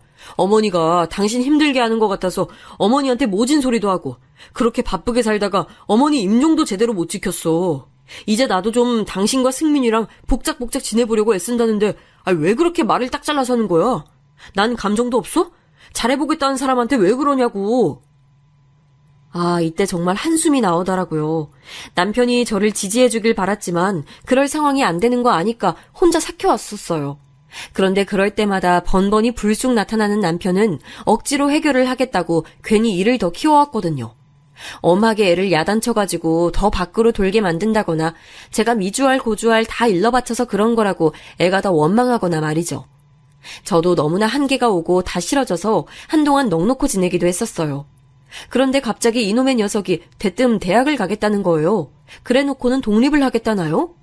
우리한테 이런저런 동의도 얻지 않고 대학을 지방으로 가더니 짐을 챙겨가지고 나가버렸어요. 정말 너무너무 허탈하더라고요. 결코 편치 않은 마음을 안고서 남편과 둘이 졸지에 남게 되었는데 그런 우리들 사이도 썩 퍼즐이 잘 맞진 않았어요. 당신 먹고 남은 음식은 다시 넣지 말고 그대로 버려줘. 이거 다 금방 상해버리고 탈난다고. 이러면 내가 일을 2번 하게 되잖아.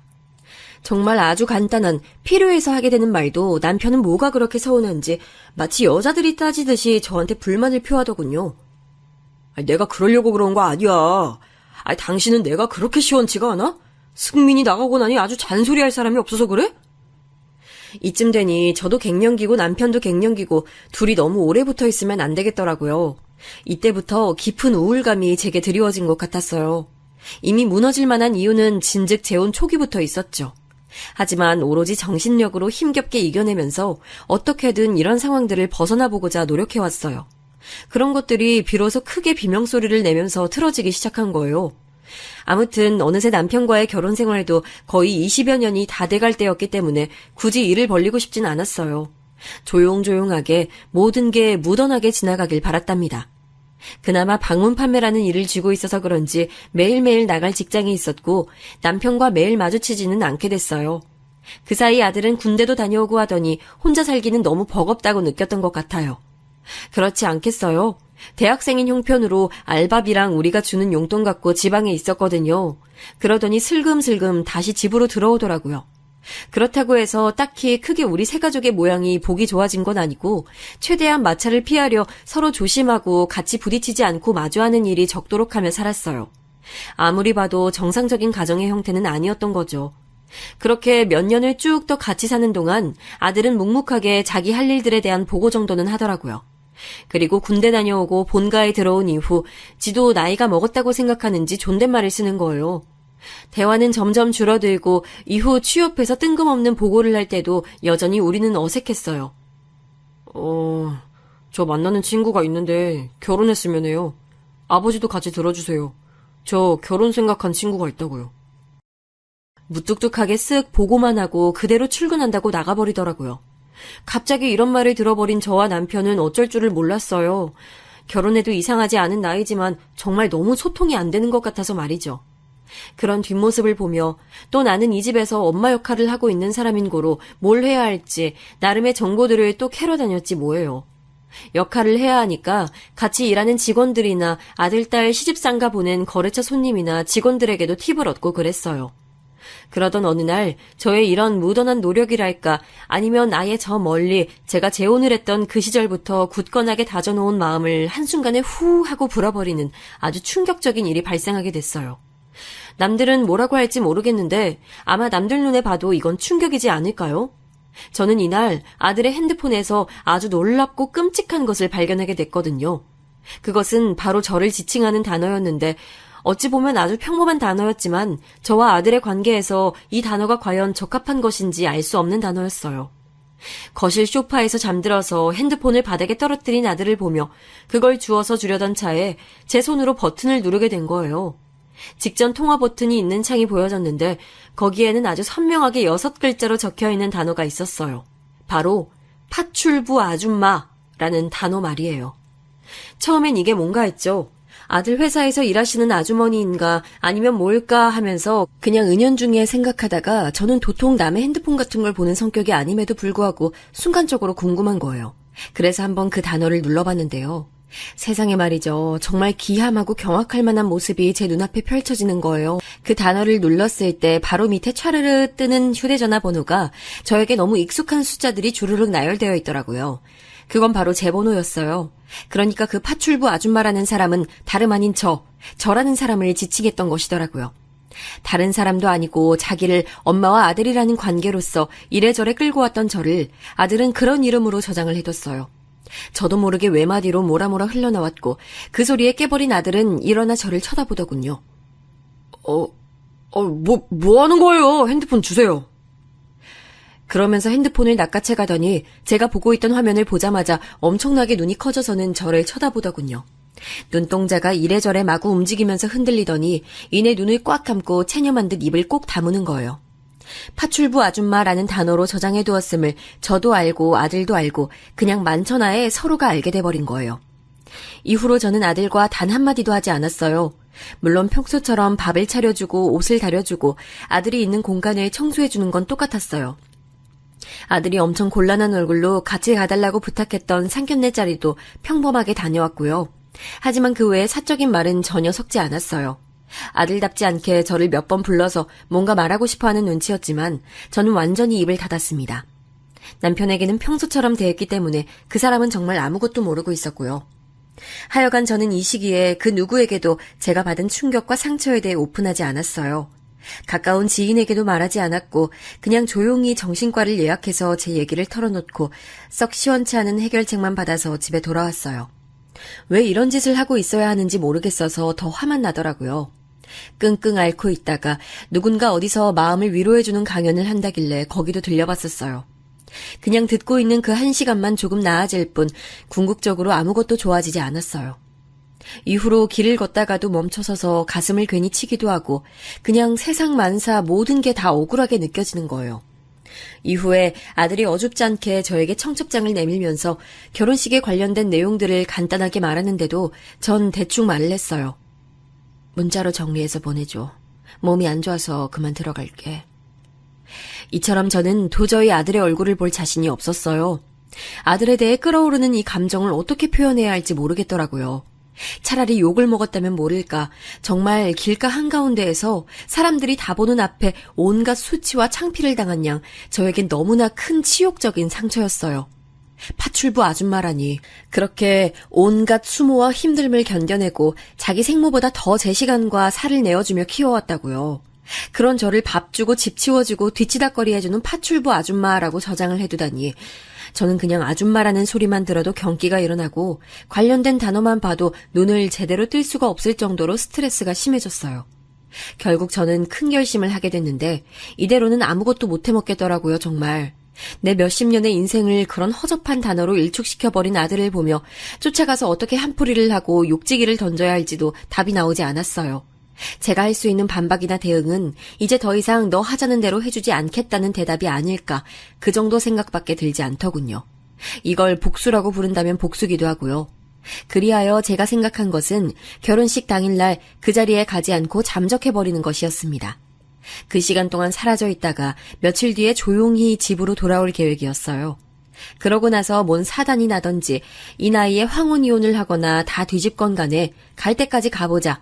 대신 모든 불씨는 내가 던져서 아주 박살을 내버리겠다는 생각이 들더군요. 정말 태어나서 이렇게까지 누군가에 대한 강렬한 미움과 억울함이 뒤엉켜 본 적은 처음이었어요. 아들이 저한테 결혼식에 대한 이런저런 설명을 문자로 보내오고 A4 용지로 뽑아서 정리해오며 제 눈치를 한참 보고 있으니 더더욱 가기 싫어졌단 말이죠. 그렇게 칼을 갈고 악물고 모든 행사를 해줄 것 마냥 다 오케이 해두고 맞춰두고는 당일날 아침이 되어 남편 먼저 보냈답니다. 이미 머릿속으로 어떤 식으로 일을 설렁설렁 처리할 것인지는 다 정리가 돼 있었거든요. 어디 운전해서 가평 쪽이라도 가 있을까 생각했어요. 근데 그렇게 올라타니 운전대를 잡고 잠깐 멍하니 창문 밖을 보게 되는 거예요. 주차장 안에서 한참을 있었던 것 같아요. 이대로 운전을 해서 미리 찾아놓았던 외부 장소로 가려는데 온몸이 그리 막 경쾌하게 움직이진 않는 거예요. 그대로 운전대에 얼굴을 파묻고 한참 있었다가 걸려오는 전화들을 뒤집어 놨다가 이러기를 반복하는 사이 시간은 참 감질나게 움직이더군요. 세상에는 지 팔자 지가 꼰다는 말이 있듯이 제가 딱 그 모양새였던 것 같아요. 결국 저는 왜인지 모르겠지만 그렇게 잡은 운전대로 아들의 예식장을 향해 움직이게 됐답니다. 복수의 방향을 바꿔서 예식장에서 직접 깽판을 칠 심산으로 간 것도 아니었고요. 뭔가 대단한 결심이 있던 것도 아니에요. 마음을 돌이켜서 축복하자는 것도 아니었고 그냥 뭐에 이끌리듯이 갔던 것 같네요. 아들이 제일 행복에 젖어있는 그날 마치 감전이라도 되듯 모든 행복의 불을 다 꺼트려버리자는 야무진 다짐을 했었는데 말이에요. 일단은 스스로도 어이가 없을 만큼 방향을 갑자기 바꿔서는 예식장에 도착을 했고요. 왜 늦게 왔냐며 툴툴거리는 남편을 대충 무시하고 예식장에서 제 할 일을 하게 됐어요. 내내 죽은 눈을 하고 있을 수는 없으니까 그런대로 장단은 맞춰주면서 말이죠. 십몇 년 만에 보는 시댁 식구들도 있었고 아무튼 엄연히 혼주니까 앞장서서 인사를 하고 다시 생각해도 내가 왜 왔나 싶어서 괜히 머리가 뜨거워지기도 했어요. 그런 차에 간만에 만난 시댁 먼 어른께서 저를 보시더니 어깨를 두드려 주시는 거예요.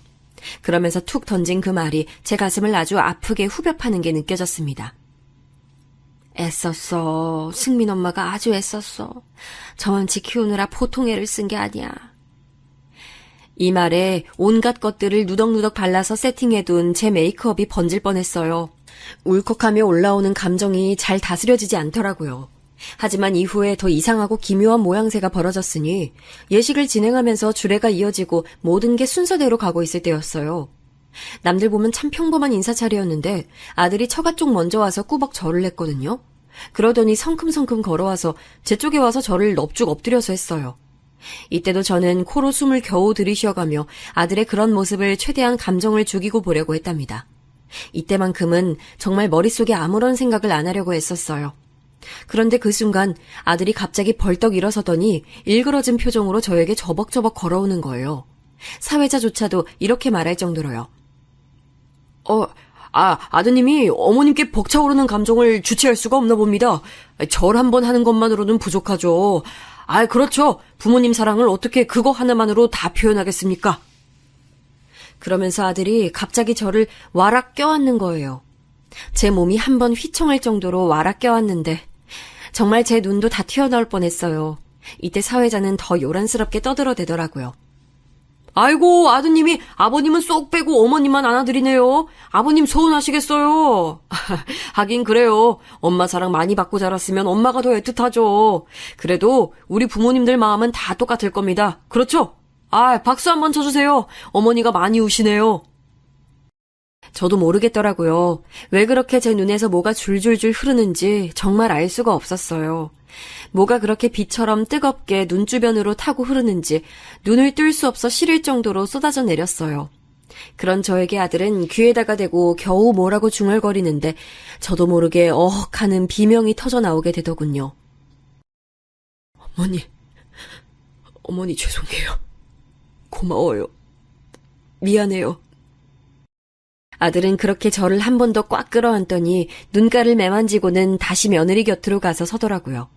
이때 저는 뭐 하나 제대로 들여다볼 수 없을 정도로 눈가가 시리고 따끔거렸어요. 겨우 옆을 보니 남편이 저를 보고 있더군요. 그냥 멍하니 저를 보고 있는데 남편 역시 눈을 제대로 못 뜨고 찌푸리고 있는 거예요. 그 사람 역시 저처럼 울었던 건가 그 어두운 조명 아래서 잠깐 생각이 들었습니다. 그렇게 저에게 갑자기 전해져 온 어린 날 제가 엉겁결에 받아서 안아봤던 아들이 성장한 엄청난 무게란 너무나 생소하면서도 익숙하고 낯설면서도 코에 익은 냄새와 무게들이었어요. 그게 제 온몸에 훅 전해지는 순간 아들에게 쌓여있고 억울하고 울컥했던 그 분노와 미움들이 힘없이 주저앉는 게 느껴졌어요. 아들과 나 사이에 분명히 돌덩이 같은 뭔가가 생겨버렸지만 그게 왜 생겼고 어쩌다 생겼는지는 중요하지 않다.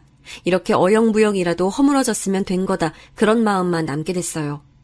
아마 이유가 있었으려니 그냥 그 이상은 더 생각하지 않기로 제 딴에 그날 그렇게 정리를 했답니다. 이웃과 아들이 신혼여행을 갔을 무렵 남편을 통해서 어렴풋이 이 얘기를 듣게 됐어요.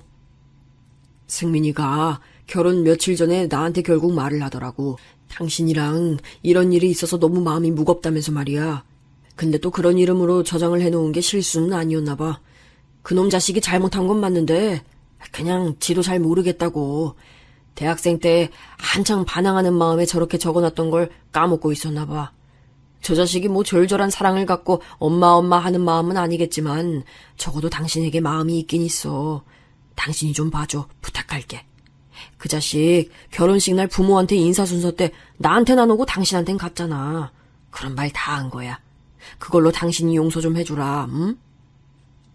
이런 말을 들으니 저도 그냥 더 무슨 말을 하겠나 싶어요. 사실 전 곧 죽어도 그날 가기 싫어서 이미 한두 달 전부터 혼자 치밀하게 계획도 세우고 뭐도 했다지만 정말 그날 알 수 없는 힘에 뭔가 밀리듯이 운전을 해서 결혼식에 갔거든요. 가지 않았더라면 끝까지 아들을 골탕 먹이고 내 억울함을 보상받겠다는 마음으로 대했더라면 어떤 결과가 있었을까요? 안 가고 곤란하게 했다고 한들 누가 저를 욕할 수 있겠냐만 저라는 인간의 성향과 살아온 모습으로는 그냥 가는 게 맞았던 것 같아요. 얘기를 들어보니 아들 역시 제가 꼭 그 자리에 있었어야 새로운 시작을 할 수 있었을 것 같네요. 전 그걸로 됐어요. 더 이상 바라는 것은 없다고 생각이 되네요. 그걸로 충분합니다. 뭘 더 어떻게 하고 대단한 마무리가 필요하나 이거면 됐다 이런 마음이라면 앞으로 저와 아들은 그런대로 그럭저럭 이렇게 살아가겠구나 싶거든요. 핏줄 하나 연결되어 있지 않은 관계라지만 세상에는 수많은 모양의 인간관계들이 있으니까요. 뭔가 대단한 결론이 없이 이런 식으로 이야기를 마무리 짓게 되어 죄송하지만 더 잘 표현할 글재주가 없네요. 격렬하게 복수를 했거나 하는 읽을 만한 이야기가 아니어서 죄송스럽기도 하지만 그래도 인생이란 게 그렇잖아요. 살면서 어떤 기이한 문턱까지 갔다가도 어쩔 수 없이 수용하고 말게 되는 변수가 있더라고요. 저 역시 심적으로 어떤 깊고 깊은 숲속까지 끌려갔다가 겨우 정신을 되찾고 다시 살아온 기분이 들어요. 부족한 제 이야기를 여기까지 듣고 함께 해주셔서 감사합니다. 그럼 모두들 건강하세요.